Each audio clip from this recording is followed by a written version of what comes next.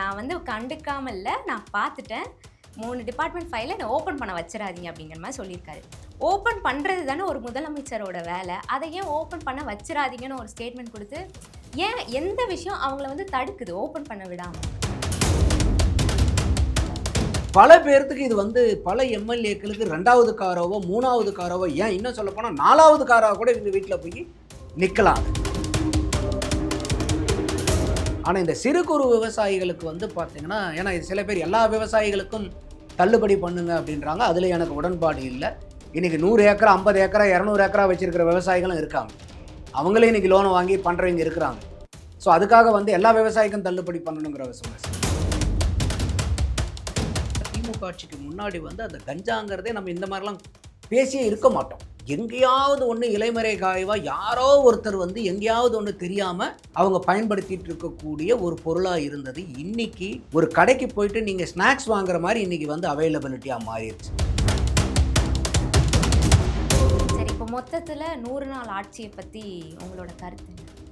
அதாவது இந்த 100 நாளில் வந்து ஒரு 5 வருஷம் ஆட்சி.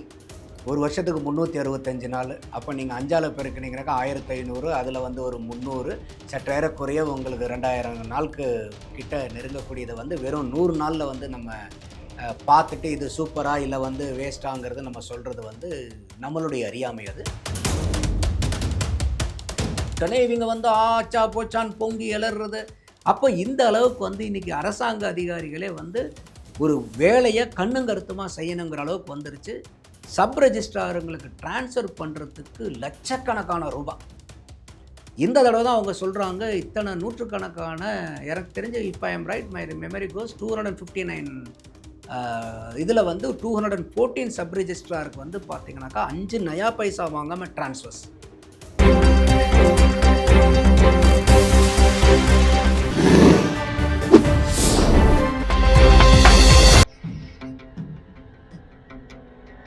தமிழலை நேயர்களுக்கு வணக்கம். இன்றைய சந்திப்பில் நம்மோடு இணைந்திருப்பவர் அரசியல் விமர்சகர் திரு நந்தகுமார் அவர்கள். அவர்களை வரவேற்பதில் மிக்க மகிழ்ச்சி.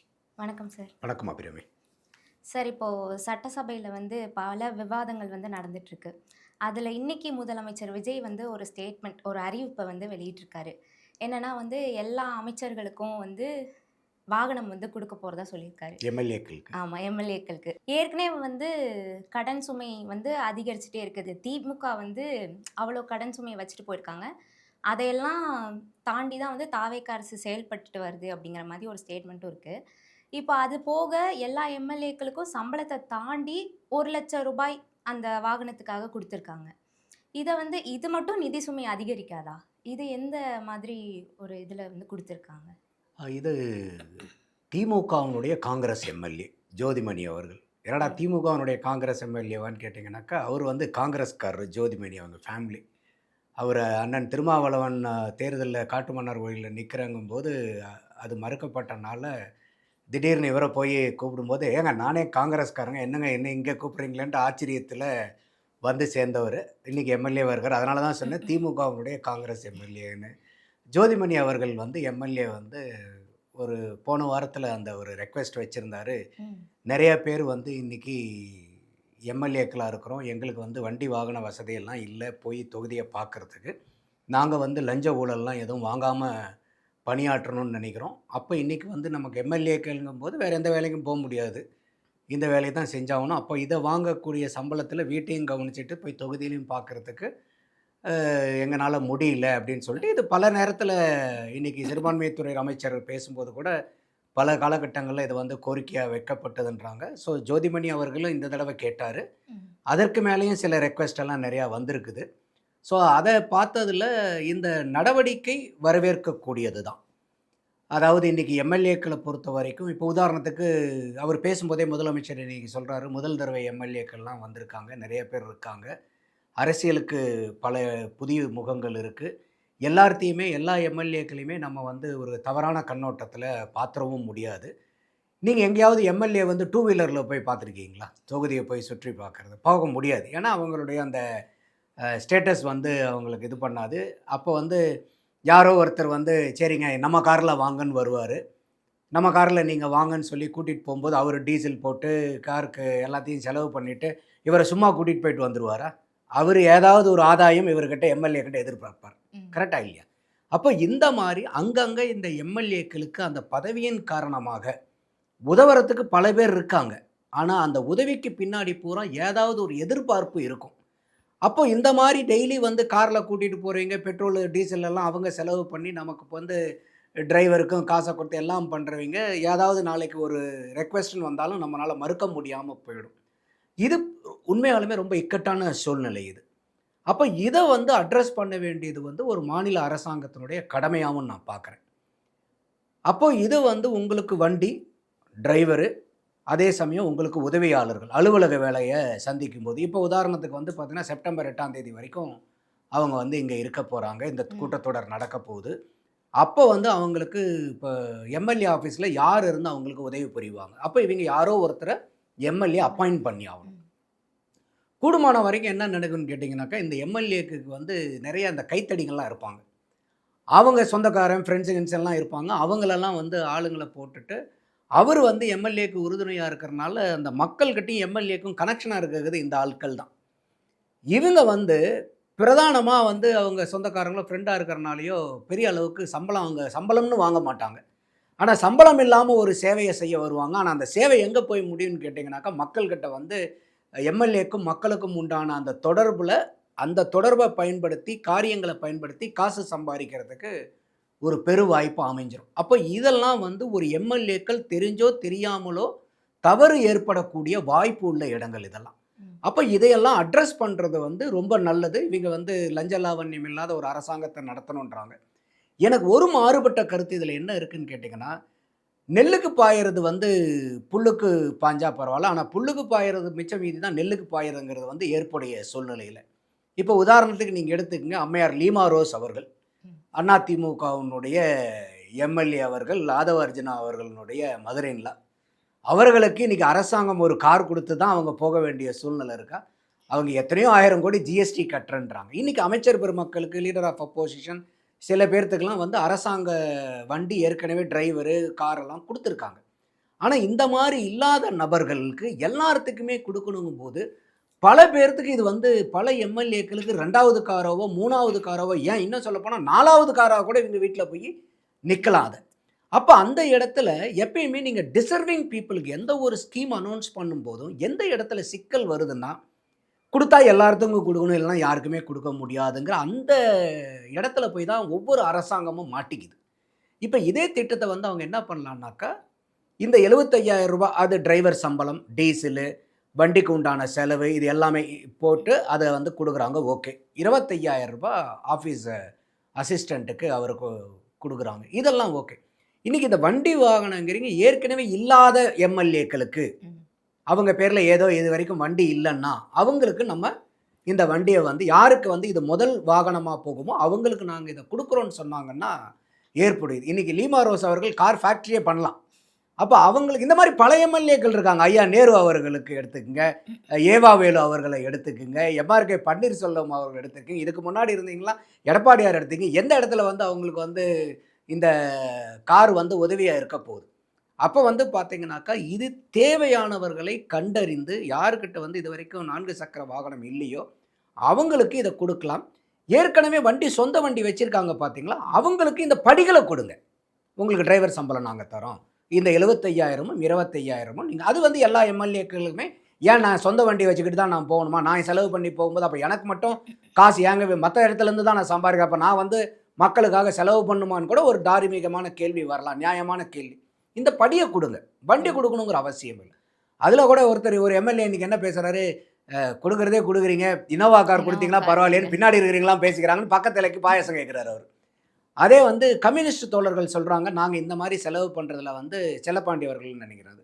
அவர் வந்து பேசும்போது, இல்ல நாங்க வந்து இது வந்து மக்கள் வரி பணத்த எடுத்து இந்த மாரி செலவு செய்றதுக்கு நாங்க ஏற்புடையதில்ல. இருந்தாலும் எங்களுடைய கட்சியினுடைய நிலைப்பாடு என்னன்னு கேட்டுட்டு, நாங்க உங்களுக்கு சொல்றோன்றாரு. ஸோ, அப்போ இந்த திட்டங்கள் எல்லாம் வந்து பார்த்தீங்கன்னாக்கா, தேவையான திட்டமானா தேவையானது. ஆனா, யாருக்கு தேவையோ அவர்களுக்கு இந்த திட்டம் குடுத்தா, நீங்க சொல்ற மாரி நிதிச்சுமை இருக்கக்கூடிய இந்த காலகட்டத்தில, ஒவ்வொரு செலவையும் கணக்கு பார்த்து பார்த்து செஞ்சா, இன்னும் வந்து அரசாங்கத்துக்கு இன்னும் நல்ல பேர் கிடைக்குங்கிறது தான் என்னுடைய பார்வை. அதோட இந்த இன்னைக்கு அந்த சிறப்பு விதியின் கீழ் 110 கீழ வந்து பல அறிவிப்புகள், நல்ல நல்ல அறிவிப்புகள் வந்திருக்கு. உதாரணத்துக்கு பால் விலை வந்து இன்னைக்கு ரூ. 3 ஏத்தியிருக்காங்க. ம். அதுல மாசத்துக்கு ரூ. 30,00,00,000 அடிஷனல் எக்ஸ்பெண்டிச்சர், வருஷத்துக்கு ரூ. 360,00,00,000. அது உண்மையாலுமே அந்த 3,00,000 சில்லற பேர் அந்த நம்பர் அனவுன்ஸ் பண்ணாரு முதலமைச்சர். அவங்களுக்கு வந்து இது போய் அந்த பணம் போகுது. ஏன்னா மாடு வளர்க்கறவங்க பூரா எல்லாம் கிராமப்புறத்துல ம். இருக்கீங்க. இது கிராமப்புற பொருளாதார வளர்ச்சிக்கும் இந்த விலையேற்றம் வந்து கட்டாயம் உதவும். ஸோ இத வந்து நம்ம வரவேற்கிறோம். இன்னொன்னு வந்து பார்த்தீங்கன்னா, இன்னைக்கு பெரம்பூர் தொகுதியில ஒரு மல்டி ஸ்பெஷாலிட்டி ஹாஸ்பிட்டல் ஒரு 300, 400 பெட்ல வந்து பார்த்தீங்கன்னாக்கா, அத கிரியேட் பண்றாங்க. வடசென்னைக்கு இந்த மாரி வந்து பல்நோக்கு சிறப்பு மருத்துவமனை இல்லைங்கிறத உணர்ந்து, அத கொண்டு வரது பாராட்டப்பட வேண்டியது. அதே மாரி கேன்சர் கேர் சென்டர் ம். அ வந்து இன்னைக்கு நம்மளுடைய ராஜீவ்காந்தி மருத்துவமனையிலேயே வந்து பார்த்தீங்கன்னா, ஒரு ரூ. 300,00,00,000 செலவுல வந்து அத கொண்டு வரேன்றாங்க. அதே மாரி ஒரு 5 ரீஜினல் கேன்சர் ம். கேர் சென்டர் மதுரை உட்பட, கோயம்புத்தூர் இந்த மாரி வந்து 5 ரீஜினல் சென்டர்ஸ்ல கேன்சர் கேர். ஏன்னா இன்னைக்கு முதல்லலாம் வந்து பார்த்தீங்கன்னாக்கா, இந்த கேன்சர்னா நமக்கு வாழ்வே மாயம் படம் தான் ஞாபகம் வரும். கமலஹாசன் வந்து பாடிட்டு இது எடுப்பாரு. ஓ! இப்படின்னா இதான் கேன்சரான்ட்டு அன்னைக்கெல்லாம் கேன்சர்னா சினிமாவ பார்த்து தான் தெரிஞ்சுக்கணும். இன்னைக்கு ஒவ்வொரு குடும்பத்திலயும், ஒவ்வொரு வீட்டிலயும் அவங்களுக்கு மிக நெருக்கமா இருக்கக்கூடிய நபர்கள வந்து கேன்சர்ல பறி குடுத்துட்டு இருக்கக்கூடிய ம். சூழ்நிலை. இன்னைக்கு ஒரு தலைவலி காய்ச்சல் மாரி வந்து இன்னைக்கு கேன்சர் வந்து பரவிக்கிட்டு இருக்கிறது. உள்ளபடியே ஒரு துரதிர்ஷ்டவசமான ஒரு சூழ்நிலை. அதற்கு வந்து இன்னைக்கு நெறைய பேருக்கு வந்து செலவு பண்ணக்கூடிய வசதி வாய்ப்பு இருந்தாலும், எல்லா இடத்துலயும் இந்த மருத்துவ வசதி இல்லாதனால, பக்கத்து பக்கத்து ஊருக்கு. ஊர்களுக்கு போய் தான் வந்து இது ட்ரீட்மெண்ட் எடுக்க வேண்டிய சூழ்நிலை வரனால, இந்த மாரி ஒரு கேன்சர் கேர் சென்டர் வந்து பெரிய அளவுக்கு இன்னைக்கு ஒரு டெவலப்மெண்ட் கொண்டு வரது வந்து உள்ளபடியே பாராட்டுகள். இன்னும் குறிப்பா சொல்ல போனோம்னா, uh CM comprehensive health insurance scheme முதல்வர் காப்பீட்டு திட்டத்தில வந்து இதுவரைக்கும் ரூ. 5,00,000 தான் ஹையஸ்ட் ம். சீலிங்கா இருந்துச்சு. இது வந்து சென்ட்ரல் கவர்ன்மெண்ட்னுடைய ஆயுஷ்மான் பாரத் கூடயும் லிங்க்டு. இந்த ரூ. 5,00,000ங்கிறது வந்து பார்த்தீங்கன்னா, இன்னைக்கு ரூ. 25,00,000 உயர்த்தியிருக்காங்க அந்த இன்சூரன்ஸ் ஸ்கீம். உள்ளபடியே இது வரவேற்கக்கூடிய மிக மிக பாராட்டப்பட வேண்டிய ஒரு இது. ஆனா, இதில என்ன ஒரு இக்கட்டான ஒரு புள்ளின்னு எடுத்துக்கிட்டீங்கன்னா, இது வந்து அப்ளிகபிள் யாருக்குன்னா, ரூ. 1,20,000 ஆண்டு வருமானம் இருக்கிறவங்களுக்கு தான். அப்ப ரூ. 10,00,000 ரூ. 10,000 மாச வருமானத்துக்கு மேல இப்போ உதாரணத்துக்கு ஒருத்தர் ரூ. 20,000 சம்பாதிக்கிறாரு, இல்ல ஒரு ரூ. 50,000 சம்பாதிக்கிறாருன்னே வச்சுக்கங்களேன். அவருக்கு வந்து இந்த ரூ. 5,00,000 கவரேஜும் கிடையாது. ரூ. 25,00,000 இன்னைக்கு அதிகரிக்கப்பட்ட கவரேஜும் கிடையாது. ம். அப்போ இந்த ரூ. 10,000ங்கிறது வந்து இன்னைக்கு எல்லாருமே ஓரளவுக்கு சம்பாரிக்கக்கூடிய பணமா இருக்கு. ஆனா போதுமான பணமா? ஏன்னா இன்னைக்கு பெரிய அளவுக்கு லட்சக்கணக்கில சம்பாதிக்கிறவங்களுக்கு திடீர்னு ஒரு அவசர மருத்துவ தேவை வந்துட்டு அந்த கொரோனா காலத்துலலாம் நம்ம பார்த்தோம். ம். எந்த அளவுக்கு வந்து சிரமப்பட்டாங்க. நமக்கு தெரிஞ்சு பல குடும்பங்கள் வந்து நல்ல வேலையில இருந்தவங்க கூட, சம்பளத்தில இருந்தவங்க கூட சொத்த வித்து பத்தாம கடன வாங்கி செலவு பண்ணியும் காப்பாத்த முடியாம, கடனுக்கு கடனுக்கு வட்டி வட்டி கட்டிட்டு இருக்கிற கட்டிட்டு ஆள் இருக்காங்க. இன்னைக்கு வரைக்கும் நமக்கே தெரியும். ம். அப்ப அந்த மாரி இருக்கும்போது, இன்னும் இந்த ரூ. 1,20,000க்கு கீழ இருக்கிறவங்களுக்கு தான் இந்த திட்டம்ங்கிறது வந்து ரொம்ப நெருடலா இருக்கு. இத வந்து அரசாங்கம் வந்து இத கன்சிடர் பண்ணணும் அவங்க. இன்னும் வந்து இத ரூ. 5,00,000 உயர்த்தலாமா? ஆண்டு வருமானம் ரூ. 5,00,000க்கு கீழ இருக்கிறவங்க, இல்ல ரூ. 10,00,000க்கு கீழ இருக்கிறவங்க, இல்லன்னா கூட நீங்க என்ன பண்ணுங்க, ஸ்கீம் வைங்க. ம். இவ்வளோ வருமானத்துக்கு கீழ இருக்கிறவங்களுக்கு இத்தன லட்சம் ரூபாய் கவரேஜ். ரூ. 5,00,000 உங்களுக்கு மத்தவங்களுக்கு ரூ. 25,00,000ங்கிறத விட உங்களுக்கு ரூ. 20,00,000 ஒரு ரூ. 10,00,000 சம்பாதிக்கிறவங்களுக்கு உங்களுக்கு ரூ. 10,00,000 தான் கவரேஜ். இந்த மாரி எல்லாம் கொஞ்சம் மாற்றி சிந்திச்சாங்கன்னா ஏன்னா இன்னைக்கு மருத்துவ தேவைங்கிறது இன்னைக்கு ஒவ்வொரு மனிதனும் ஆய் ஆய்ன்னு ஓடி, ஓடி, ஓடி சம்பாரிச்சு பத்துமா பத்தாதாங்கிற கேள்வி அவனுக்கு எங்க வருதுன்னா, இந்த மருத்துவ மருத்துவ செலவுன்னு வந்துட்டா செலவு. பத்துமா பத்தாதா? ஏன்னா இன்னைக்கு நீங்க நார்மலா மனிதனுடைய வாழ்க்கை எடுத்துக்கிட்டீங்கன்னா, வயதாக வயதாக அவனுடைய சுய தேவை குறைஞ்சுக்கிட்டே வரும். நமக்கு வந்து ஒரு 25 வயசுல இருக்கிற தேவை 40 வயசுல இருக்காது. 40 வயசுல இருக்கிற தேவை 60 வயசுல இருக்காது. 60 வயசுல இருக்கிற தேவை 70 வயசுல இருக்காது. அப்ப நம்மளுடைய செலவு இன்னைக்கு எங்க அம்மாகிட்ட போய் அவங்களுக்கு வந்து இன்னைக்கு ஒரு 77, 78 வயசு ஆகுதுன்னா, அவங்க கையில போய் நான் ரூ. 1,00,000 குடுத்தனால அவங்களுக்கு என்ன செலவு பண்றதுங்கிறது தெரியாது. இத வச்சு நான் என்னய்யா பண்ண போறேன் அப்படிம்பாங்க. அப்போ வயசாக வயசாக செலவு குறையும். ஆனா மருத்துவ செலவு அதிகரிக்கும். ம். அப்ப அந்த இடத்துல இந்த ஸ்கீம்ல என்ன பண்றாங்கன்னாக்கா, இது 70 வயசுக்கு மேல இருக்கிறவங்களுக்கு வருமான உச்சவரம்பு கிடையாது.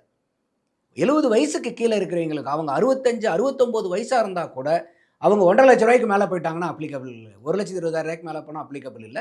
70 வயசு முடிஞ்சவங்களுக்கு வந்து பார்த்தீங்கன்னாக்கா, அந்த ஸ்கீம் இல்ல. அதாவது அ வருமான உச்ச வரம்பு கிடையாது. உச்சவரம்பில்ல. அவங்க 70 வயசுக்கு மேல இருந்தாங்கன்னா, அவங்க ரூ. 50,00,000 சம்பாரிச்சாங்கன்னா கூட, அவங்களுக்கு இந்த ரூ. 25,00,000 ஸ்கீம் வந்து இன்னைக்கு அப்ளிகபிள். அதே மாரி திருநங்கைகளுக்கு இது அப்ளிகபிள்.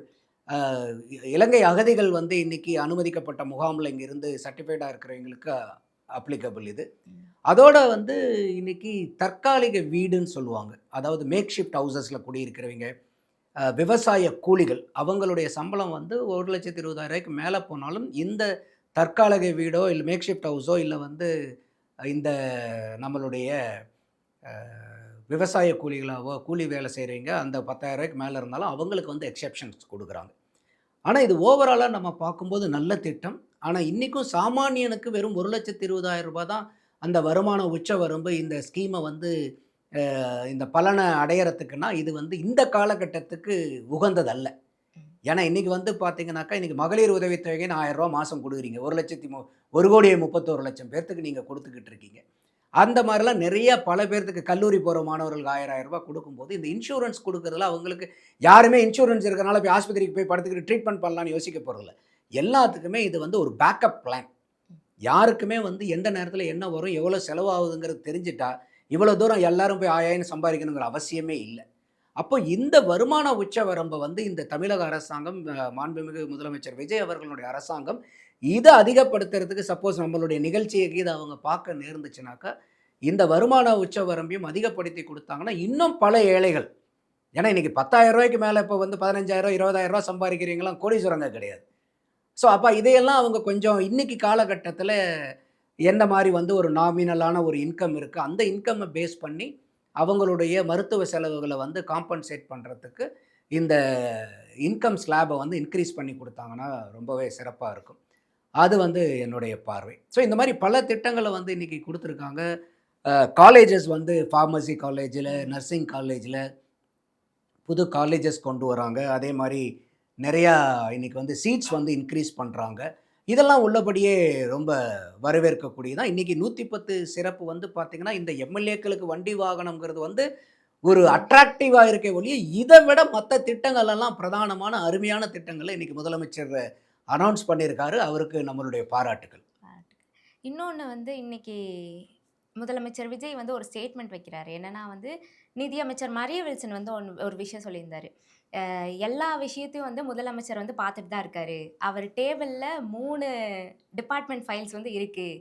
அவர் எப்போ ஓப்பன் பண்ணுவாருன்னு தெரியல, ஓப்பன் பண்ண வச்சிடாதீங்க அப்படின்னு ஒரு ஸ்டேட்மெண்ட் கொடுத்துருந்தார். அதை இன்னைக்கு முதலமைச்சர் விஜய் வந்து சொல்லியிருக்காங்க. நான் வந்து கண்டுக்காமல் இல்லை, நான் பார்த்துட்டேன், 3 டிபார்ட்மெண்ட் ஃபைலை நான் ஓப்பன் பண்ண வச்சிடாதீங்க அப்படிங்கிற மாதிரி சொல்லியிருக்காரு. ஓப்பன் பண்ணுறது தானே ஒரு முதலமைச்சரோட வேலை. அதை ஏன் ஓப்பன் பண்ண வச்சிடாதீங்கன்னு ஒரு ஸ்டேட்மெண்ட் கொடுத்து ஏன் எந்த விஷயம் அவங்கள வந்து தடுக்குது ஓப்பன் பண்ண விடாமல்? அதாவது இது வந்து பட்ஜெட்டுக்கு முன்னாடியே ஐயா மரிய வில்சன் சொல்லியிருந்தார். நிதியமைச்சர் வந்து நாங்கள் இந்த பட்ஜெட் தாக்கல் பண்ணும்போது ஏற்கனவே 3 டிபார்ட்மெண்ட்டில் ஆடிட்டிங் முடிச்சிட்டோம். அந்த இதையும் வந்து இந்த லிஸ்ட் ஆஃப் கரப்ஷன்ஸையும் நாங்கள் வந்து சப்மிட் பண்ணணும். நான் பட்ஜெட் தாக்கல் பண்ணும்போது கூட இந்த லிஸ்ட் ஆஃப் கரப்ஷன் லிஸ்ட் எப்போ வரப்போகுதுன்னு தான் நான் எதிர்பார்த்துட்டு இருந்தேன். ஏமாற்றம் தான். ஏன்னா என்னையை பொறுத்த வரைக்கும் நான் பல நேர்காணல்கள் விவாதங்களில் சொல்லியிருக்கிறது எல்லாமே முதல் எந்த கட்சி ஆட்சி மாதிரி வந்தாலும் அந்த ஆட்சியில் இருக்கிறவங்களுடைய முதல் வருஷ வேலை என்னன்னா இதுக்கு முந்தான ஆட்சியில் ஊரை அடித்து உலையில போட்ட திருட்டு அரசியல்வாதிகளை, கொள்ளையடிக்கிற அரசியல்வாதிகளை சட்டத்துக்கு முன் நிறுத்தி துரிதமாக வழக்கை நடத்தி, ஏன்னா இது கேஸ் போகிறது மட்டும் முக்கியம் இல்லை, வழக்கை துரிதமாக நடத்தி முடித்து அந்த ஒரு வருஷத்துக்குள்ளார ஐசா பைசா பார்த்து அவர் குற்றவாளியாக நிரபராதியான்னு பண்ணி தண்டனை வந்து வாங்கி கொடுக்க வேண்டியது தான் எந்த ஆட்சி வந்தாலும் முதல் ஒரு வருட வேலையாக இருக்கணும். நீங்கள் வேறு எந்த ஆணையமே அடிக்க வேண்டியதில்லை, இந்த ஒரு வேலையை செய்யுங்க. அப்போ ஒவ்வொரு 5 வருஷத்துக்கும் ஒரு தடவை நீங்கள் ஒரு வருஷம் வந்து பார்த்தீங்கன்னா இதே முழு வேலையாக நீங்கள் செஞ்சீங்கன்னா எந்த அரசியல்வாதியாவது தப்பு பண்ணணுங்கிற எண்ணம் வருமா? ஒரு 3-5 ஆண்டுகளில் வந்து பார்த்தீங்கன்னா தமிழ்நாடு சொர்க்க பூமியாக மாறிடும். ஏன்னா இன்றைக்கி மக்கள் படுற அத்தனை சிரமங்கள் அல்லலுக்கு எல்லாமே காரணம் இந்த லஞ்சம், ஊழல், இந்த அரசியல்வாதிகள் செய்யக்கூடிய சில அரசியல்வாதிகள், எல்லாத்தையுமே நான் சொல்லலை, பல மோசமான அரசியல்வாதிகள் இருக்கிற இடத்துல பல நல்ல அரசியல்வாதிகளும் இருக்காங்க. அதனால தான் உலகம் இன்னும் சுற்றிக்கிட்டு இருக்குது. ஸோ அந்த மாதிரி இருக்கக்கூடிய சூழ்நிலையில் இந்த லிஸ்ட்டை நான் எதிர்பார்த்துட்டு இருந்தேன். இப்போ நீங்கள் இருக்குன்னா இதை துரிதமாக நடவடிக்கை எடுக்கணும். அப்போ நீங்கள் இன்றைக்கி வந்து ஆடிட்டிங் முடிஞ்சு 3 டிபார்ட்மெண்ட்டினுடைய லிஸ்ட்டு வந்து முதலமைச்சர் கையில் இருக்குது, நான் ஓப்பன் பண்ண வேண்டிய டைமில் தான் ஓப்பன் பண்ணுவேன்னா அது நீங்கள் காலம் தாழ்த்த அது வந்து அதனுடைய டிபார்ட்மெண்ட் ஆளுங்க உஷாராயிடுவாங்க. ஏன்னா இதுக்கு முன்னாடி அந்தந்த டிபார்ட்மெண்ட்டில் இருந்த அதிகாரிகள் எல்லாமே யாருக்கு விசுவாசமாக இருந்திருப்பாங்க? ஏற்கனவே இருந்த ஆட்சியாளர்கள். அதான் ஏவா வேலுவே அவர்களே சொன்னார் இல்லையா, இதனால் வரைக்கும் எங்களுக்கு சல்யூட் அடிச்சுட்டு இருந்தாங்க சார், இன்றைக்கி உங்களுக்கு சல்யூட் அடிக்கிறாங்க, நாளைக்கு ஆட்சி மாறினா அவங்களுக்கு சல்யூட் அடிக்க போகிறாங்க. அப்போ இந்த அரசாங்க ஊழியர்கள் எல்லாமே தாவேகா அரசாங்கம் வந்து மறந்துடக்கூடாது. எல்லாருமே வந்து பார்த்தீங்கன்னாக்கா, ஒண்ணா திமுக ஆட்சி காலத்திலயோ, அதிமுக ஆட்சி காலத்திலயோ அப்பாயின்ட்மென்ட் பட்டவங்க. இன்னைக்கு கரவேட்டி கட்டி இருக்கக்கூடிய கட்சிக்காரங்கள விட, அரசாங்க ஊழியர்கள்ல விசுவாசமா இருக்கக்கூடிய கட்சிக்காரங்க ஜாஸ்தி. கரவேட்டிக்காரங்களுக்கு. அத புரிஞ்சுகிட்டு இன்னைக்கு வந்து அவங்க காலம் தாழ்த்துறாங்கன்னா, உங்களுக்கு ஆதாரம் கிடைக்கலையா? ஆதாரம் இருந்தா காலம் தாழ்த்துறதுல எந்த விதமான நியாயமும் கிடையாது. ஏன்னா, இன்னைக்கு நீங்க ஐயா விஜய் அவர்களே என்ன சொல்ல இருக்காரு? தொடமாட்டேன், தொட விட மாட்டேன், தொட்டவனையும் விடமாட்டேன்னு இருக்காரு. அப்ப தொட்டவனுடைய பட்டியல் உங்க கையில ஆதாரப்பூர்வமா, அதிகாரப்பூர்வமா இருக்குதுன்னா, நடவடிக்கை விரைந்து உடனடியா எடுக்கணும் நீங்க. ஒரு நாள் கூட தாழ்த்தக்கூடாது. ஏன்னா, இது மக்களுடைய வரி பணத்த ஊர் அடிச்சு வலையில போட்டுருக்காங்க. அந்த இதுக்கு வந்து நீங்க ஏன் வெயிட் பண்றீங்கங்கிறது தான் நம்மளுடைய கேள்வி. இத உங்களுக்கு ஆதாரம் இருக்கிற பட்சத்துல, இல்லன்னா நீங்க லேட் ஆகுதுன்னு சொல்லுங்க. அது ஓகே. அப்ப ஆதாரம் இருக்கு, எல்லாத்தையும் நாங்க முடிச்சுட்டோம். எங்க கையில வந்து இருக்குது அப்டின்னாக்கா, உடனடியாக 1 மணி நேரம் கூட தாழ்த்தாம, ஐயா முதல்வர் அவர்கள் இதுல துரிதமா நடவடிக்கை எடுக்கணுங்கிறது தான் என்னுடைய பார்வை. அதுதான் வந்து இப்ப கேட்க வரேன். அவர் வந்து சொல்லிட்டாரு, எங்ககிட்ட ஆதாரம் இருக்குன்னு. ஆனா வந்து அத ஓப்பன் பண்ணாம விடுறதுக்கு யாராவது பின்புலமா இருக்காங்களா? இல்லன்னா வந்து இல்ல எனக்கு தெரிஞ்சு அவங்களுக்கு வந்து ஆதாரப்பூர்வமா, அதிகாரப்பூர்வமா பட்டியல்ல சில கேப் இருக்குதோங்கிற எனக்கு ஒரு சந்தேகம். ஏன்னா நீங்க வந்து பொய்யான குற்றச்சாட்டுல வந்து ஒரு வழக்கு போட்டுட்டீங்கன்னாக்கா, ஈஸியா அவங்க தப்பிச்சு போயிரலாம். அப்ப இன்னும் வந்து ஆதாரம் சரியா இல்லாதனால அவங்க வெயிட் பண்றாங்களோங்கிறது தான் என்னுடைய இது. ஏன்னா அவரு ஐயா விஜய் அவர்கள் சொல்றது வந்து உண்மையா இருந்தா, தொட்டவன விடமாட்டேங்கிற மாரி இருந்தா, அவரு ஒரு நிமிடம் கூட வந்து காலம் தாழ்த்தக்கூடாது. ம். ஆனா வேற யாரும் சொல்லி அழுத்தம் பண்ணிலாம் அதுக்காக வெயிட் பண்ணக்கூடிய ஆளும் ஐயா முதலமைச்சர் விஜய் அவர்கள் இல்லைங்கிறதும் நமக்கு தெரியும்.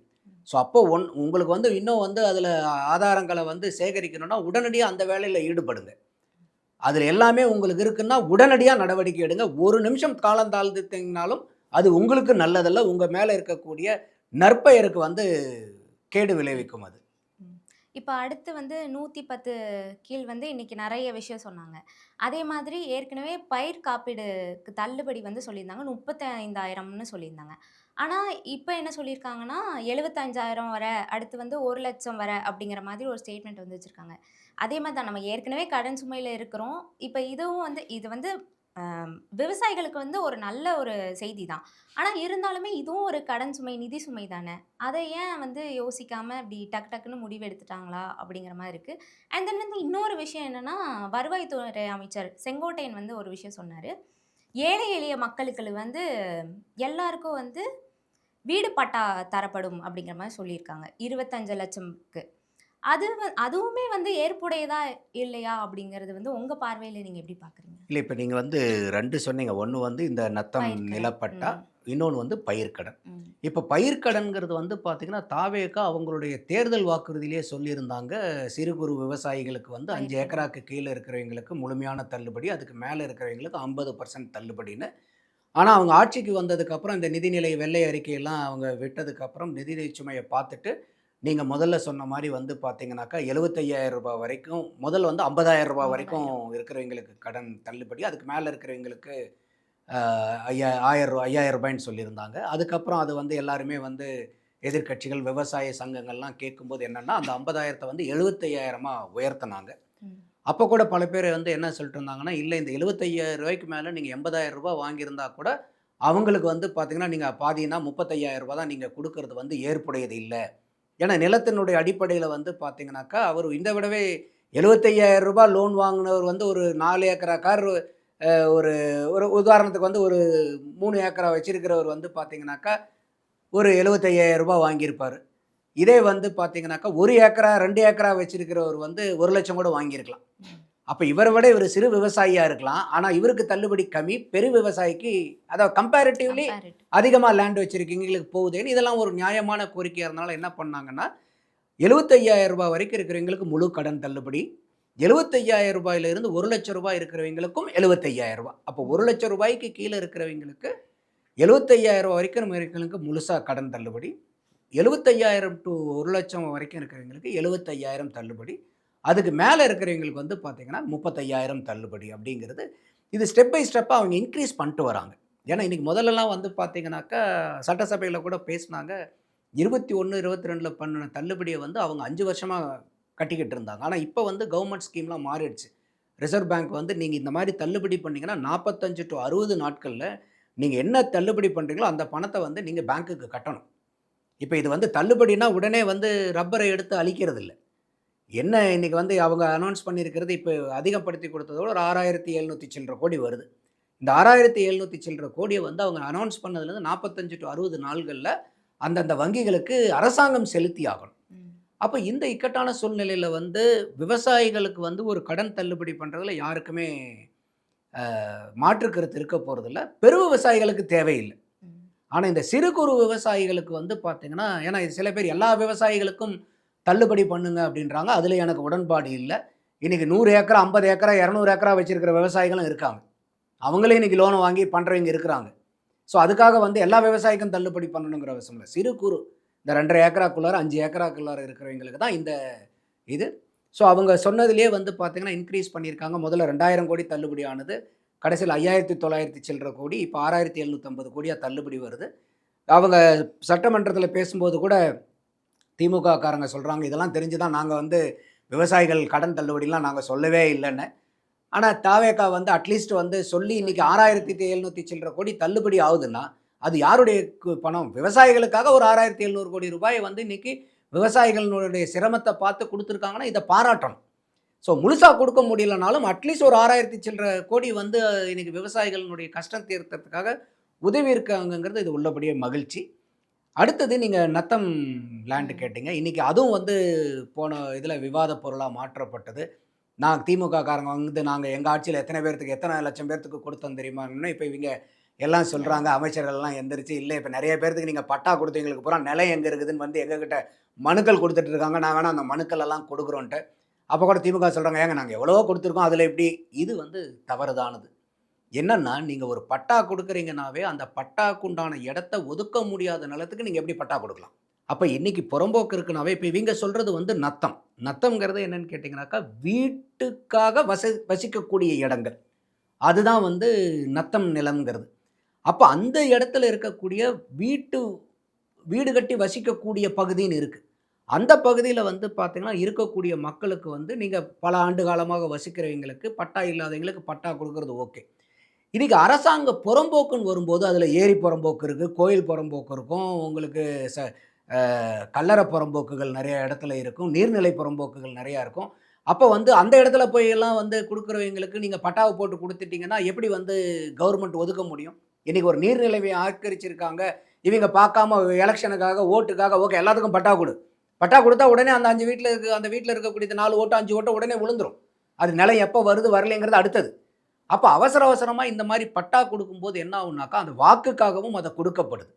அப்ப இந்த நத்தம்ங்கிறது வந்து பார்த்தீங்கன்னா, வீடு கட்டி வசிக்கக்கூடிய பகுதி. அப்ப இந்த கிராம நத்தம்னு இருக்கு. இதுல நத்தம் புறம்போக்குலாம் இருக்கு. இப்ப கிராமத்துல ஒதுக்கக்கூடிய இடம். புறம்போக்குலயே வந்து பார்த்தீங்கன்னாக்கா, நான் சொன்ன மாரி இந்த ஏரி புறம்போக்கு, மத்த ம். நெறைய புறம்போக்குகள் இருக்கு. அந்த மாரி புறம்போக்குகள ஆக்கிரமிக்கிறவங்களுக்கெல்லாம் குடுக்க முடியாது. அப்ப இந்த மாரி நத்தம் புறம்போக்குல இருக்கக்கூடிய கிராம நத்தத்துல இருக்கிறவங்களுக்கு குடுக்கலாம். அப்ப கூட இந்த அரசாங்கம் என்னன்னாக்கா, இத ரொம்ப சீராய்வு பண்ணி செய்ய வேண்டிய விஷயங்கள். இப்ப உதாரணத்துக்கு ஒருத்தருக்கு பட்டா குடுக்குறாங்கன்னா, அவங்க எத்தன வருஷமா அங்க இருக்காங்கங்கிறத பார்க்கணும். அதோட இவங்களுக்கு வேற ஏதாவது வந்து சொத்து பத்து இருக்குதா? ஏன்னா, இன்னைக்கு வந்து ஒரு ஆக்கிரமிப்பு கிடைக்குதுனாக்கா, வெறும் இடம் இல்லாதவங்க மட்டும் போய் அங்க ஆக்கிரமிப்பு பண்றதில்ல. இன்னைக்கு இடம் வச்சிருக்கிறவங்களுக்கு தான் அந்த இடத்தினுடைய அரும தெரிஞ்சு, "டேய் அந்த இடத்த ஏன்டா விடணும்னு" சொல்லிட்டு அவங்க அங்கேயும் போயி ஒரு வீட்ட கட்டி வசிக்கக்கூடிய சூழ்நிலை இருக்கு. அப்ப நீங்க இல்லாதவங்களுக்கு தான் நீங்க பட்டா குடுக்கணும். அப்ப இந்த குடுக்கக்கூடிய பட்டாவை எத்தனை பேர்த்துக்கு முதல் வீடா, முதல் இடமா நீங்க பட்டாவா குடுக்க போறீங்க? ம். அப்ப இந்த மாரிலாம் நெறைய நீங்க எக்ஸாமின் பண்ண வேண்டியது இருக்கு. அவங்களுடைய ஆண்டு வருமானங்கள் எல்லாம் எவ்வளோ இருக்கு? எத்தன வருஷமா வந்து இந்த பகுதியில வந்து வசிச்சுட்டு இருக்காங்க? அப்ப இதையெல்லாம் எடுத்து அவங்க சீராய்வு பண்ணி, தேவையானவர்களுக்கு கட்டாயமா நீங்க குடுங்க. யாருமே அத மறுக்க போறதில்ல. நம்ம திருப்பி திருப்பி அதே தான் சொல்றோம். எந்த திட்டமா இருந்தாலும், எந்த சலுகையா இருந்தாலும் டிசர்விங் பீப்பிள் யாருக்கு வந்து அது கட்டாய தேவையோ, அவங்கள கண்டறிஞ்சு அவங்களுக்கு குடுங்க. இன்னும் 2 சேர்த்தி கூட குடுங்க. ஆனா, குடுக்குறோமேங்கிறதுக்காக எல்லாத்துக்கும் நீங்க குடுத்து, இல்ல இவங்களுக்கு குடுத்து அந்த ஊருக்கு குடுக்கலன்னா இது ஓட்டு வராதுன்னு, இத வோட் பேங்க் பாலிடிக்ஸா மாறுறதுனால தான் ஒவ்வொரு திட்டமும் அதனுடைய தன்மைய இழந்து, அதனுடைய நோக்கத்த இழந்து, இன்னைக்கு வெல்ஃபேர் ஸ்கீம் எல்லாமே என்ன ஆயிருச்சுன்னா, வோட் பேங்க் ஸ்கீமா மாறிருச்சு. அந்த இடத்துல தான் நமக்கு வந்து இந்த திட்டங்கள் மேல ரொம்ப வருத்தம். இன்னைக்கு இருக்கக்கூடிய தாவேகா அரசாங்கம் இந்த நத்தம், கிராம நத்தம், நத்தம் புறம்போக்கை எல்லாம் பார்த்து நம்ம சொல்கிற மாதிரி அவங்களுக்கு முதல் பட்டாவா போகுதா, அவங்க எத்தனை வருஷம் குடியிருக்காங்க, அப்போ வந்து இவங்களுக்கு வேறு ஏதாவது சொத்து பத்து இருக்கா, இது எல்லாம் பார்த்து டிசர்விங் பீப்புளுக்கு இல்லாத ஏழை எளிய மக்களுக்கு உதவுறாங்கன்னா கட்டாயமாக நம்ம அதை வரவேற்கணும், பாராட்ட வேண்டிய விஷயம் தான் அது. சட்டசபையில வந்து அமைச்சர் ஆதவ் அர்ஜுனா வந்து ஒரு ஸ்டேட்மெண்ட் வைக்கிறாரு. போக்சோ வழக்குகள் வந்து இப்ப அதிகரிச்சுட்டு அப்படின்னு எதிர்க்கட்சிகள் நீங்க சொல்றீங்க. ஆனா உங்க ஆட்சியில தான் வந்து அது நெறையவே இருந்துச்சு. ட்ரக்ஸ் பழக்கமே உங்க ஆட்சியில தான் ஆரம்பிச்சது. 2020க்கு முன்னாடியெல்லாம் வந்து ட்ரக்ஸ்ன்னு ஒண்ணு வந்து பெருசா பேசப்படாத வார்த்தை தான். ஆனா நீங்க எப்போ ஆட்சிக்கு வந்தீங்களோ 2020லேருந்து 25 வரை ட்ரக்ஸ் புழக்கம் அதிகமாயிருச்சு. போக்சோ வழக்குகளும் அதிகமா இருக்கு. 40% வரை அதிகமாயிருக்கு அப்படின்ட்டு ஒரு டேட்டாவ வந்து சொல்றாரு. அந்த டேட்டாவ வந்து நீங்க எப்படி பார்க்குறீங்க? இல்ல அவர் சொல்றது வந்து என்சிஆர்பியினுடைய டேட்டா தான். ம். நேஷனல் கிரைம் ரெக்கார்ட்ஸ் பியூரோவினுடைய டேட்டா தான். அந்த டேட்டா என்னன்னா, தமிழக அரசாங்கம் கொடுக்கக்கூடிய டேட்டா தான். அப்போ வந்து பார்த்தீங்கன்னாக்கா, அந்த என்சிஆர்பி டேட்டால பார்க்கும்போது, போக்சோ வழக்குகள் வந்து அதிகமாகிக்கிட்டே வந்தத இப்போ நம்மனால வந்து பார்க்க முடியுது. 2020க்கு முன்னாடி அப்போ இல்ல. ட்ர 2020க்கு முன்னாடியும் இருந்துச்சு. ம். போக்சோ வழக்குகள் இருந்துச்சு, போதைகள் இருந்துச்சு. ஆனா போதைகள் வந்து இந்த அளவுக்கு இல்ல. ம். அதாவது வந்து முற்றிலும் முழுவதுமாக திமுக ஆட்சிக்கு முன்னாடி எந்த கஞ்சா பழக்கமே தமிழ்நாட்டில இல்ல. திமுக வந்ததுக்கு அப்புறம் தான் கஞ்சாங்கிற ஒண்ணு புதுசா உள்ளார வந்ததுங்கிறது ஏற்புடையதில்ல. ம். ஆனா அன்னைக்கெல்லாம் வந்து பார்த்தீங்கன்னாக்கா, திமுக ஆட்சிக்கு முன்னாடி வந்து அந்த கஞ்சாங்கிறதே நம்ம இந்த மாரிலாம் பேசியே இருக்க மாட்டோம். ம். எங்கேயாவது ஒண்ணு இலைமறை காயவா யாரோ ஒருத்தர் வந்து எங்கேயாவது ஒண்ணு தெரியாம அவங்க பயன்படுத்திட்டு இருக்கக்கூடிய ஒரு பொருளா இருந்தது. இன்னைக்கு ஒரு கடைக்கு போயிட்டு நீங்க ஸ்நாக்ஸ் வாங்குற மாரி இன்னைக்கு வந்து அவைலபிலிட்டியா மாறிருச்சு. இன்னைக்கு வந்து ஒரு கடைக்கு போயிட்டு நீங்க கமர்கட்டு, தேன் மிட்டாயி, எலந்த வடை, அ தட்டு வடை இந்த மாரிலாம் ஒரு ஆரோக்கியமான ஸ்நாக்ஸ நீங்க வாங்கி சாப்பிடணும்னா கிடைக்காது. ஆனா இன்னைக்கு நீங்க கஞ்சா வேணுமா, மெத்தபெட்டமைன் வேணுமா, இன்னைக்கு சிந்தெடிக் ட்ரக் வேணுமானா, இன்னைக்கு பெரிய அளவுக்கு இன்னைக்கு தமிழ்நாட்டுல வந்து அது புழங்குறத வந்து நித்த நித்தம் நம்ம நியூஸ்லயே பார்க்குறோம். அப்ப இது அதிகரிச்ச காலகட்டம் இப்படி தான் சொல்லலாம். ம். வந்த காலகட்டம் இல்ல. இந்த அதிகரிச்ச காலகட்டம் வந்து இந்த கடைசி 5 ஆண்டுகள்ல வந்து ரொம்ப ரேம்பன்ட்டா அதிகமாச்சு. இத நம்ம பல தடவ நம்ம போன தடவ திமுக ஆட்சியில இருக்கும்போதே கூரை ஏறி கத்து கத்துன்னு கத்திக்கிட்டு இருந்தோம். இல்ல இந்த மாரி நடக்குது பாருங்க, பாருங்கன்னு. அத யாரும் கண்டுக்கிறதுக்கே இல்ல. எல்லாம் இங்க வந்து சொர்க்க பூமியா இருக்கு, சொர்க்க பூமியா இருக்குன்னாங்க. ஆனா, இன்னைக்கு ஒவ்வொரு பள்ளிக்கூடத்திலயும் வந்து பார்த்தீங்கன்னாக்கா, இன்னைக்கு கஞ்சா புழக்கம், பல கல்லூரிகள்ல கஞ்சா புழக்கம். இன்னைக்கு லீடர் ஆஃப் அப்போசிஷனே வந்து எதிர்க்கட்சிக்காரங்கலாம் சொல்றாங்க இல்லையா? திருவொற்றியூர்ல பாருங்க கஞ்சாவ சொன்னனால ஒரு பையன் அடிச்சு கொன்னுட்டாங்க. ம். கோயம்புத்தூர்ல ஒரு பையன் அமுதன்கிற பையன வந்து அடிச்சு கொன்னுட்டாங்க. இந்த மாரி பல பிரச்சனைகள நான் பல விவாதங்கள்ல, நேர்காணல்கள்ல நான் திமுக ஆட்சியில இருக்கும்போதெல்லாம் சொல்லியிருக்கேன். ஆதாரங்களோட. யாருமே அப்ப வந்து அத கண்டுக்கவே இல்ல. இன்னைக்குனாச்சும் அட்லீஸ்ட் திமுக காரங்களுக்கு இதுல வந்து கண்ணுக்கு இதெல்லாம் தெரியறது உள்ளபடியே மகிழ்ச்சி. ம். ஆனா இந்த போக்சோன்னு நீங்க எடுத்துட்டீங்கன்னா, முன்னாடி வந்து பார்த்தீங்கன்னாக்கா, அம்மையார் கீதா ஜீவன் அவர்கள் வந்து சமூக நலத்துறை அமைச்சரா இருந்தார். அப்ப அவங்களே வந்து ஒரு தடவ பிரஸ் ரிப்போர்ட்லயே சொல்லியிருந்தாங்க, ரிப்போர்ட்டே குடுத்திருந்தாங்க. 6,999 போக்சோ வழக்குகளுக்கு அந்த ஆண்டு ரூ. 104 கோடி நஷ்ட ஈடு சர்வைவ்டு விக்டிம்ஸ்க்கு வந்து ரூ. 104 கோடி நஷ்ட ஈடு குடுத்துருக்கிறோம்னு அவங்களே வந்து பத்திரிகை செய்தி குடுத்துருக்காங்க. அப்போ 6,999ன்னா ஒரு வருஷத்துக்கு நீங்க 12 மாசம் வகுத்தீங்கன்னா 583 போக்சோ கேஸ்கள். ஒரு மாசத்துக்கு. அப்போ ஒரு மாசத்துக்கு 583ன்னா சராசரியா ஒரு நாளைக்கு 19 டூ 20 போக்சோ கேஸ்கள் ஒவ்வொரு நாளும் பதிவு செய்யப்பட்டது. ஆனா இன்னைக்கு இருக்கக்கூடிய போக்சோ கேஸ்கள் எத்தன? நீங்க அவங்க சொல்றது என்ன 188 என்னமோ சொல்றாங்க. 100 நாள்ல. ம். அப்போ இது எங்க இருந்து எவ்வளோ தூரம் குறைஞ்சிருக்கு இல்லையா? இத நம்ம பாராட்டணும் ஃபர்ஸ்ட்டு. அதே மாரி வந்து பெண்களுக்கு எதிரான குற்றங்கள். அது வந்து பார்த்தீங்கன்னா 11,000 சில்ற இருந்துச்சு.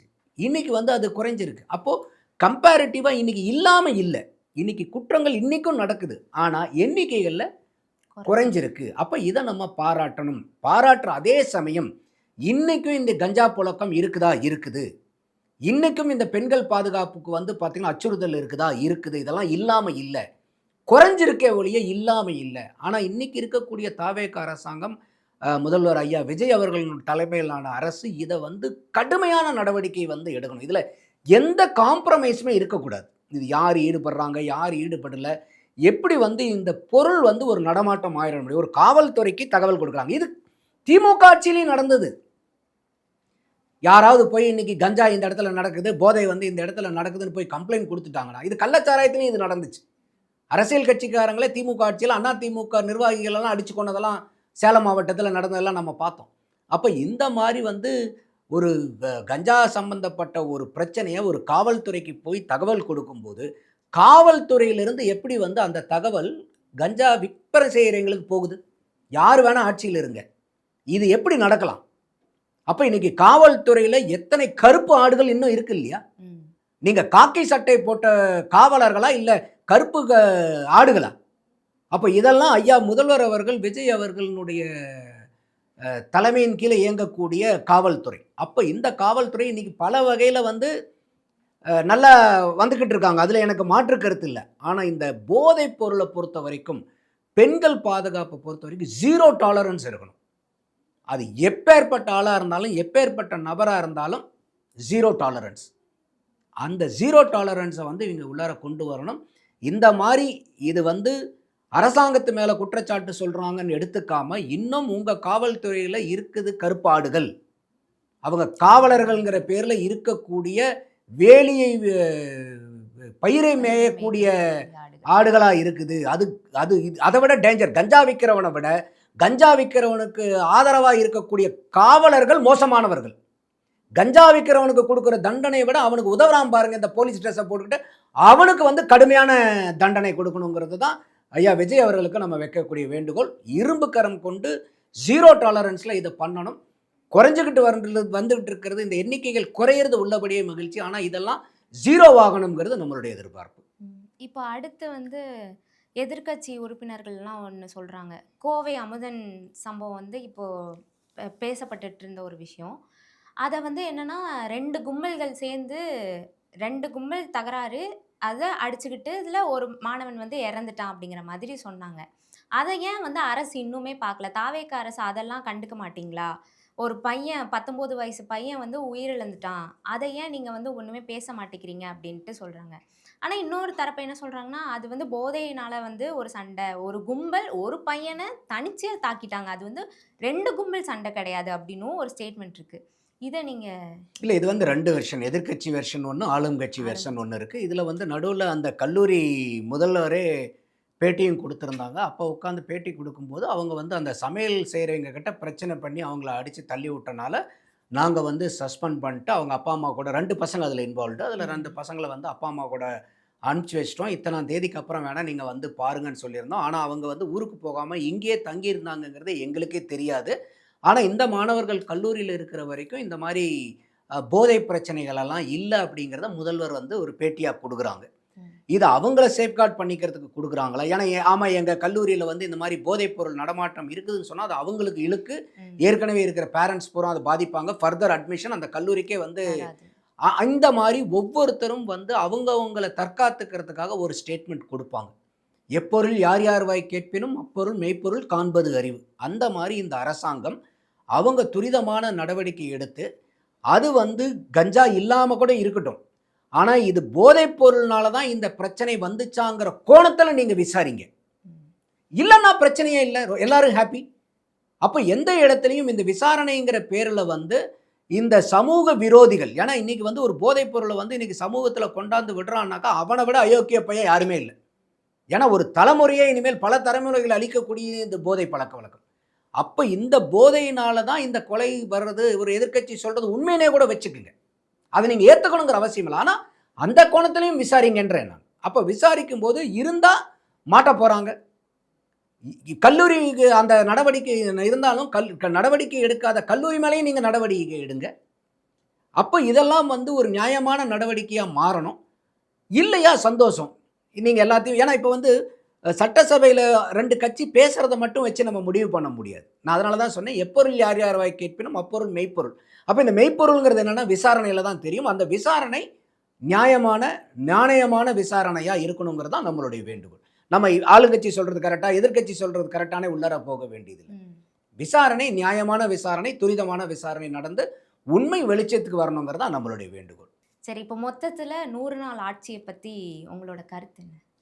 அதாவது இந்த 100 நாள்ல வந்து ஒரு 5 வருஷம் ஆட்சி. ஒரு வருஷத்துக்கு 365 நாள். அப்போ நீங்க 5ஆல பெருக்குனீங்கனாக்கா 1500, அதில் வந்து ஒரு 300, சற்றேறக்குறைய உங்களுக்கு 2000 நாளுக்கு கிட்ட நெருங்கக்கூடியதை வந்து வெறும் 100 நாளில் வந்து நம்ம பார்த்துட்டு இது சூப்பரா இல்லை வந்து வேஸ்ட்டாங்கிறது நம்ம சொல்கிறது வந்து நம்மளுடைய அறியாமை அது. ஆனால் நம்ம வந்து திசைவழி போக்கு எப்படி இருக்குது, அவங்க பயணிக்கக்கூடிய பாதை எப்படி இருக்குன்னு பார்க்கும்போது சரியான பாதையில் வந்து பயணிக்கிறதா தான் நம்மளால் பார்க்க முடியுது. இந்த 100 நாட்களுக்குள்ளார நிறையா விஷயங்கள் அவங்க கொண்டு வராங்க. நிதி ஆயோக் போய் அட்டெண்ட் பண்ணியிருக்காங்க. பட்ஜெட் போட்டிருக்காங்க. வெள்ளை அறிக்கைகள் டிஎன்இபிக்கு வெள்ளை அறிக்கை கொடுத்துருக்காங்க. ஃபினான்ஷியல் வெள்ளை அறிக்கை கொடுத்துருக்காங்க. இன்வெஸ்டர்ஸ் மீட் நடத்தியிருக்காங்க.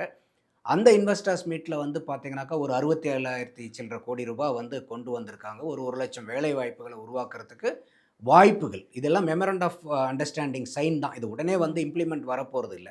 இதெல்லாம் எவ்வளோ நாட்கள், ஏன்னா அதுக்கு ஒரு பீரியட் இருக்கும். ஒரு குறைஞ்சபட்சம் இன்னைக்கு ஆரம்பிச்சா கூட ஒரு 2 வருஷம் ஆச்சுக்கு அது வந்து மெட்டீரியலைஸ் ஆகுறதுக்கு அந்த ப்ராஜெக்ட்ட பொறுத்து டைம் எடுக்கும். அப்போ இதில வந்து எந்த அளவுக்கு வந்து கன்வர்ஷன்ஸ் வருதுங்கிறத 97 கம்பெனி போட்டிருக்கிறதுல எந்த அளவுக்கு கன்வர்ஷன்ஸ் வருதுன்னு பார்க்கணும். இதில் கூட சில பேர் சொல்கிறது வந்து குற்றச்சாட்டு என்ன, ₹1,00,000 பெய்ட் அப் கேபிட்டல் இருக்கக்கூடிய கம்பெனிக்கு எப்படி ₹10,000 எம்ஓயு சைன் பண்ணாங்கன்னு, இதெல்லாம் அபத்தமான கேள்விகள், புரியாதவங்க கேட்கக்கூடிய கேள்விகள். ஒரு நிர்வாகம், ஒரு நிறுவனம் எப்படி வந்து நடக்குதுங்கிறத பற்றியே இல்லாத கேள்விகள். இப்போ வந்து பார்த்தீங்கன்னாக்கா, இந்த மாதிரி பெய்ட் அப் கேபிட்டல்ங்கிறது ஒரு ₹10,000 கோடி ப்ராஜெக்ட் எடுக்கிறீங்க, பேங்க்கில் கொண்டாந்து ₹10,000 கோடி போட்டு வச்சுக்கிட்டு ₹10,000 கோடி ப்ராஜெக்ட் எடுக்க மாட்டாங்க. இது வந்து பார்த்தீங்கன்னா பெய்ட் அப் கேபிட்டல். இது வந்து இன்னொன்று வந்து கவர்மெண்ட்டில் ஸ்பெஷல் பர்ப்பஸ் வெஹிக்கிள் எஸ்பிவின்னு சொல்லுவோம். ஒரு குறிப்பிட்ட திட்டங்களுக்காக இந்த மாதிரி வந்து கன்சர்ன்ஸை வந்து ஸ்டார்ட் பண்ணுவாங்க. அதை ஸ்டார்ட் பண்ணும்போது வந்து பார்த்தீங்கன்னாக்கா பெய்ட் அப் கேபிட்டலாக ஒரு ₹1,00,000 வந்து இன்வெஸ்ட் பண்ணி வச்சுருப்பாங்க. அதுதான் அவங்களுடைய மொத்த நிகர சொத்து மதிப்பு இல்ல. அதுக்கு பின்னாடி பேரண்ட் கம்பெனி இருக்கலாம், அதுக்கு பின்னாடி இன்வெஸ்டர்ஸ் இருக்கலாம், இன்னும் ஃபர்தர் லோன்ஸ், இது எல்லாமே based on the project what they are going to get. அப்போ வந்து இன்னைக்கு பல பேர் சொல்ற குற்றச்சாட்டு என்னன்னா, இது ₹1,00,000 பெய்ட் அப் கேபிட்டல் இருக்கக்கூடிய கம்பெனிக்கு 10,000 கோடி வந்து எடுக்கிறங்கிறது, இது அடிப்படை புரிதல். இந்த எஸ்பிவினா போய் படிக்கணும் அவங்க, ஸ்பெஷல் பர்ப்பஸ் வெஹிக்கிள்னா என்ன. அதே மாதிரி வந்து வெறும் ₹1,00,000 10,000 கோடி கான்ட்ராக்ட் எழுதணுமா, 10,000 கோடிக்கு பெய்ட் அப் கேபிட்டல் வச்சிருக்கணுமா, இதெல்லாம் வந்து ஒரு அபத்தமான வாதங்களா, ஒரு ஒரு ஆதாரமற்ற குற்றச்சாட்டுகளையும் எழுப்பிக்கிட்டு இருக்காங்க. நம்ம பார்க்க வேண்டியது என்னன்னா, இந்த வந்திருக்கக்கூடிய அவங்க சொல்றது 100 நாள்ல 1,00,000 கோடியை வந்து நாங்க கொண்டு வந்திருக்கோம், எம்ஓயூல தான் எல்லாமே முதலீடா மாறல. நம்ம பார்க்க வேண்டியது கண்ணுங்கிறதுமா, இது எவ்வளவு வந்து கன்வெர்ட் ஆகுதுங்கிறத நம்ம பார்க்கணும். அது இல்லாம இந்த அரசாங்கம் வந்து 21 நாள் வந்து சிங்கிள் விண்டோ சாலரி முறையில் வந்து 21 நாளில் வந்து நீங்கள் எல்லா டிபார்ட்மெண்ட்டும் கிளியரஸ் பண்ணணும். அன்லெஸ் அண்ட் அதர்வைஸ் ப்ராப்பரான ரிஜெக்ஷன் இல்லைன்னா, அப்படி நீங்கள் டிலே பண்ணினீங்கனாவே அது டீம்டு அப்ரூவ்டாக மாறும்னு சொல்லிட்டாங்க. அப்போ இதெல்லாம் வந்து பிஸ்னஸ் செய்கிறவங்களுக்கு வந்து ஈஸ் ஆஃப் டூயிங் பிஸ்னஸ்க்கு ரொம்ப ஏதுவாக இருக்கும். அப்போ பல பேர் வந்து இன்றைக்கி வந்து பார்ட்டி ஃபண்டுங்கிறது ஒளிஞ்சிருக்கிறத வந்து பல கான்ட்ராக்டர்ஸு, பல நிறுவனங்கள் வெளியே வந்து சொல்கிறாங்க. இன்றைக்கி ஆன்லைன்லேயே வந்து பள்ளிகளுக்கு உண்டான ரினியூவல் கொடுக்கப்படுது. பல ஆட்கள் வந்து பல லட்சக்கணக்கில் தான் இதுக்கு முன்னாடி கொடுத்தா தான் எங்களுக்கு வந்து அந்த மாதிரி ரினியூவலே கொடுத்துக்கிட்டு இருந்தாங்க, சர்டிஃபிகேட் கொடுத்துட்டு இருந்தாங்க பள்ளிகளுக்கு. இப்போ வந்து ஆன்லைனில் அப்ளை பண்ணிட்டு இருக்கிறவங்களுக்கு கூட அவங்க மறந்து போயிருந்தா கூட இவங்க கூப்பிட்டு உங்களுக்கு அப்ரூவல் ஆயிடுச்சு பாருங்க அப்படின்னு சொல்கிற அளவுக்கு இன்றைக்கி வந்துருக்குது.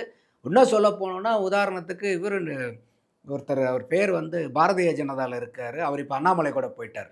அவர் வந்து பார்த்தீங்கன்னாக்கா, அவருடைய இடத்துக்கே வந்து ஒரு பில்டராக டெவலப் பண்ணலாங்கும்போது தாவேகா அரசாங்கத்தை அப்ரோச் பண்ணும்போது எந்த விதமான பார்ட்டி ஃபண்டோ லஞ்சமோ இல்லாமல் அப்ரூவல் கிடச்சிருக்குன்னு அவரே வீடியோ போட்டிருக்கார். அமர் பிரசாத் ரெட்டி அவர் பேர், கரெக்ட். அவர் வந்து பார்த்தீங்கன்னாக்கா, அவர் எதிர்கட்சியில் பாரதிய ஜனதாவில் இருந்தவர், இன்றைக்கி அண்ணாமலை கூட இருக்கிறவர் அதை வந்து பாராட்டி வீடியோ போடுறார். அப்போ இன்னைக்கு வந்து கவர்மெண்ட் ஆஃபீஸில் போயிட்டு சர்ப்ரைஸ் ஆடிட் பண்ணுறாங்க டிவிஏசி. நீங்கள் அங்கே இருக்கக்கூடிய பொதுமக்கள் வந்து தேவைக்கு அதிகமாக பணத்தை வச்சுருந்தீங்கன்னா, அவங்க உங்களை வந்து மக்கள்கிட்ட கேட்குறாங்க, எதுக்கு நீங்கள் இந்த பணத்தை கொண்டு வந்தீங்க? இதெல்லாம் நம்ம பெரிய அளவுக்கு நம்ம பார்த்ததில்லை. எதுக்கு பணத்தை கொண்டு வந்தீங்க? யாராவது உங்களுக்கு லஞ்சம் கேட்டாங்களா? லஞ்சம் கேட்டால் கொடுக்கக்கூடாது அப்படிங்கிறதெல்லாம் இன்றைக்கி மக்கள் போகிறாங்க. அடுத்தது இன்றைக்கி வந்து டிஜிட்டல் இந்தியாவாக மாறிடுச்சுன்னு பெருமை பேசுகிற இடத்துல இன்றைக்கி டிஜிட்டல் பிரைபு. ஏன்னா இன்றைக்கி காசா வாங்கினா தானே நீங்கள் பிடிச்சிட்றீங்கன்னு சொல்லிட்டு எல்லாம் ஜிபே, இது யூபிஐ ட்ரான்ஸ்ஃபர்லாம் நடந்துக்கிட்டு இருக்குது. அதையெல்லாம் இன்றைக்கி டிவிஎஸ்சி போய் என்ன பண்ணுறாங்க, இன்றைக்கி டிஜிட்டல் ஆடிட்டிங் பண்ணுறாங்க. அங்கே இருக்கிறவங்களுடைய மொபைலெல்லாம் எடுத்து அவங்களுடைய டிரான்சாக்ஷன் என்ன, நீங்கள் என்ன வந்து ஆன்லைன் பேமெண்ட் சிஸ்டம் வச்சுருக்கீங்க, அதில் கூட பார்த்துருப்பீங்க. நாமக்கல் மாவட்டத்தில் நினைக்கிறேன் ஒரு கவர்மெண்ட் எம்ப்ளாயி வந்து எங்கள் மாமா மச்சானுக்கு கூட நாங்களாம் காசு அனுப்ப முடியாத அளவுக்கு இவ்வளோலாம் நெருக்கிறாங்க. என்னமோ இவர் வந்து மாமா மச்சான் யார் யாருன்னு ஊரில் விசாரித்து டெய்லி 5,000 10,000 இவர் உதவிட்டு இருந்தவர். தாகத்துக்கு தண்ணி கேட்டால் கூட சில ஆட்கள் கொடுக்க மாட்டாங்க. சொந்த பந்தம்னா கூட என்னென்னு மதிக்க மாட்டாங்க. நீங்கள் என்ன மாமா மச்சானுக்கு டெய்லி கூப்பிட்டு 5,000 10,000 அனுப்புகிற அளவுக்கு என்ன மாமா மச்சாங்கிட்ட உறவு இருக்குது உங்களுக்கு? அப்போது இதெல்லாம் வந்து பார்த்தீங்கன்னாக்கா, இன்றைக்கி உங்களுக்கு இப்போ உங்கள் அண்ணன் உங்களுக்கு வந்து ஒரு ₹1,000 10,000 அனுப்புகிறாருன்னு வச்சுக்கோங்க. உங்கள் அண்ணன் உங்களுக்கு தேவைக்காக அனுப்பிச்சிருந்தா உடனே அதை லஞ்சத்தில் சேர்த்திடுவாங்களா? ஆனால் அதே அண்ணன் டெய்லி 10,000 10,000 10,000 10,000 உங்களுக்கு போட்டே இருந்தாருன்னா ஏதோ ஒரு சிக்கல் இருக்குன்னு அர்த்தம். ஏப்பா கொடுக்குறாலும் ஒட்டுக்காக வேணாச்சும் கொடு. இல்லை டெய்லி 10,000 10,000 போடுறே, இதுக்கு சோர்ஸ் என்ன? அந்த 10,000 தேவை என்ன? 30 நாளைக்கும் போது 3 லட்ச ரூபா நீங்கள் கொடுத்துருக்கீங்க. இந்த 3 லட்ச ரூபாய்க்கும் போது என்ன சொல்லுங்க. இல்லை இதெல்லாம் கேட்கக்கூடியது தானே. உடனே இவங்க வந்து ஆச்சா போச்சான்னு பொங்கி எழறது. அப்போ இந்த அளவுக்கு வந்து இன்னைக்கு அரசாங்க அதிகாரிகளே வந்து ஒரு வேலையை கண்ணும் கருத்துமா செய்யணுங்கிற அளவுக்கு வந்துருச்சு. சப் ரெஜிஸ்ட்ராருங்களுக்கு டிரான்ஸ்ஃபர் பண்ணுறதுக்கு லட்சக்கணக்கான ரூபாய். இந்த தடவை தான் அவங்க சொல்கிறாங்க இத்தனை நூற்றுக்கணக்கான, எனக்கு தெரிஞ்ச if I am right my memory goes 259 இதில் வந்து 214 சப் ரெஜிஸ்ட்ராருக்கு வந்து பார்த்தீங்கன்னாக்கா 5 நயா பைசா வாங்காமல் டிரான்ஸ்ஃபர்ஸ். அதை வந்து சப் ரெஜிஸ்ட்ரார் அசோசியேஷன் பாராட்டி இருக்குது. இந்த மாதிரி சரித்திரத்திலே நடந்ததில்லை காசை வாங்காமல் டிரான்ஸ்ஃபர் போட்டது. அதுக்கப்புறம் இவங்க ஆட்சிக்கு வந்ததுக்கப்புறம் வந்து பார்த்தீங்கன்னா மருத்துவ காலி பணியிடங்களுக்கு அப்பாயின்மெண்ட் பண்ணாங்க. இபி ஆஃபீஸில் வந்து அப்பாயிண்ட் பண்ணாங்க. இந்த தேர்வு எப்போ திமுக ஆட்சியில் இருக்கும்போதே இந்த தேர்வெல்லாம் எழுதியாச்சு. ஏன் நீங்கள் அப்பாயின்மெண்ட் போடாமல் வச்சுருந்தீங்க? என்ன காரணம், என்ன நோக்கம்? அப்போ இதெல்லாம் வந்து பார்த்தீங்கன்னா அவங்க வந்து இன்றைக்கி தாவேக அரசாங்கம் 5 நயா பைசா வாங்காமல் இன்றைக்கி வேலை வாய்ப்பு வந்து இபியில் அந்த எக்ஸாமை பாஸ் பண்ணவங்களுக்கு கொடுத்துருக்காங்க. மருத்துவத்துறையில் வேக்கன்சியில் இருக்கிறவங்களுக்கு கொடுத்துருக்காங்க. அதே மாதிரி 717 டாஸ்மாகை மூடியிருக்காங்க. 67 சட்டத்துக்கு புறம்பாக இயங்கிட்டு இருந்த அந்த குவாரிகளை பூரா நிறுத்தியிருக்காங்க. 476 லாரிகளை வந்து ப்ராப்பரான டாக்குமெண்டேஷன் இல்லாமல் இந்த கனிம வள கடத்தினதெல்லாம் வந்து வண்டியை சீஸ் பண்ணியிருக்காங்க. அந்த வீக்கெண்டு வந்து பார்த்தீங்கன்னாக்கா ஊரை விட்டு ஊர் போகிறவங்களுக்கு தான் அது சிரமம் தெரியும். சனி ஞாயிறு ஆனால் ஊருக்கு போயிட்டு வரலாங்கிறவங்களுக்கு பூரா பஸ்ஸு கிடைக்காம, இந்த எலெக்ஷன் டைம்லேயே கூட பார்த்தோம் பஸ்ஸு கிடைக்காம எத்தனை லட்சக்கணக்கான பேர் எங்களால் ஓட்டு போட முடியலன்னா, இதை இந்த தாவேக அரசாங்கம் வந்ததுக்கப்புறம் சற்று ஏறக்குறைய 1500 வண்டிகள் வீக்கெண்டில் பயணம் பண்ணுறதுக்காக. ஏன்னா வீக்கெண்டில் ஃப்ரீக்வன்சி ஜாஸ்தி இருக்கும். அப்போ வண்டி பத்தலைனாக்கா உங்களுக்கு மக்கள் போக முடியாது. பெரிய அளவுக்கு சிரமப்பட்டுக்கிட்டு இருந்தாங்க. இந்த மாதிரி மக்கள் பிரச்சனைகளையும் வந்து அவங்க சால்வ் பண்ணியிருக்காங்க. கவர்மெண்ட் எம்ப்ளாயிஸ்க்கு வந்து 2% டிஏ 58% இருந்தது 60, 200 ஃப்ரீ யூனிட் அவங்க வந்து கொடுத்துருக்காங்க. விவசாயிகளுக்கு நம்ம ஏற்கனவே பேசின மாதிரி 6,700 கோடி ரூபாய்க்கு பக்கமாக கடன் தள்ளுபடி பண்ணியிருக்காங்க. சிங்கப்பெண் அதிரடிப்படை, அதே மாதிரி போதை தடுப்பு, இவங்க செயல்பட வேண்டியது இன்னும் துரிதமாக இருக்குது. ஆனால் இத்தனை திட்டங்களை வந்து ஒரு 100 நாட்களுக்குள்ளார படன்னு இன்றைக்கி அதே மாதிரி 110 விதியின் கீழே போன வாரத்தில் வந்து பார்த்திங்கன்னா அரிசிக்கு விலையை நிர்ணயம் உயர்த்தி கொடுத்தாங்க. கரும்புக்கு குவிண்டாலுக்கு 4000 ரூபாய் ஏற்றி கொடுத்தாங்க. அப்போ இந்த மாதிரி நிறையா விஷயங்கள் வந்து பார்த்திங்கன்னா இந்த தாவேக அரசாங்கம் வெறும் ஒரு 2.5 வருஷம் ஆன கட்சியினுடைய ஆட்சியாக இதுங்கிற அளவுக்கு யாருமே ஆச்சரியப்படுறதுக்கு தான் இருக்குது. ஏன்னா எல்லாருமே சொல்லிக்கிட்டு இருந்தது இவங்கெல்லாம் கட்சியை நடத்த முடியுமா, இவங்களுக்கு வந்து முதல்ல வேட்பாளர்கள் இருப்பாங்களா, கடைசியில் வேட்பாளர்கள் வந்தாங்க. வேட்பாளர் வந்ததுக்கப்புறம் இவங்களாலாம் ஜெயிக்க முடியுமா, ஜெயிச்சாங்க. இவங்களால ஆட்சி அமைக்க முடியுமா, ஆட்சி அமைச்சாங்க. இவங்களால சட்டசபையில் வந்து 76 வருஷ கட்சியை திமுகவையும் 53 ஆண்டு கால அண்ணா திமுகவையும் எதிர்கொள்ள முடியுமா சட்டசபையில்? பார்த்துட்டு இருக்கீங்களா நீங்கள் டெய்லி? எங்கேயாவது சொல்ல போகிறாங்களா தாவேகாரங்க? யாராவது பார்த்தா ஒரு 76 வருஷ கட்சிக்கும் 2.5 வருஷ கட்சிக்கும் தான் இன்னைக்கு வாக்குவாதம் மாதிரியா இருக்குது. அந்த அளவுக்கு சிறப்பாக பணியாற்றுறாங்க.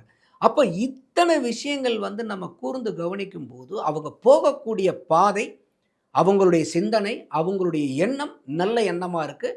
நல்ல எண்ணம் வந்து நல்ல சிந்தனையை கொடுக்குது. நல்ல சிந்தனை நல்ல நடவடிக்கைகளை கொடுக்கணும். இன்னும் நம்ம ஏற்கனவே பேசின மாதிரி சில இடத்துல அவங்களுடைய நடவடிக்கைகள் சீர்படுத்த வேண்டியது, கூர்மைப்படுத்த வேண்டியது கட்டாய தேவை இருக்குது. அதனால் இந்த 100 நாளுன்னு பார்க்கும்போது போகக்கூடிய திசை வழி அருமையானதாக இருக்குது. எண்ணங்களும் நல்லா இருக்குது. கட்டாயமாக இவங்க வந்து ஒரு வெற்றிகரமான ஆட்சியை கொடுப்பாங்கங்கிறது இந்த 100 நாள் ஆட்சியில் நமக்கு கிடைக்கக்கூடிய ஒரு டைரக்ஷன் கிடைக்குது. அவங்களா ஏதோ தப்பு பண்ணுறாங்களா இல்லையாங்கிறத நம்ம தான் பொறுத்திருந்து பார்க்கணும். ஆனால் இது வரைக்கும் பார்த்தீங்கன்னா அவங்க போய்கிட்டு இருக்கக்கூடிய அந்த திசை வழி பாதைங்கிறது சரியான நேர்கோட்டில் பயணிக்கிறாங்கங்கிறது தான் என்னுடைய கருத்து. தொடர்ந்து பேசுவோம் சார். நன்றி. நன்றி அபிராமி.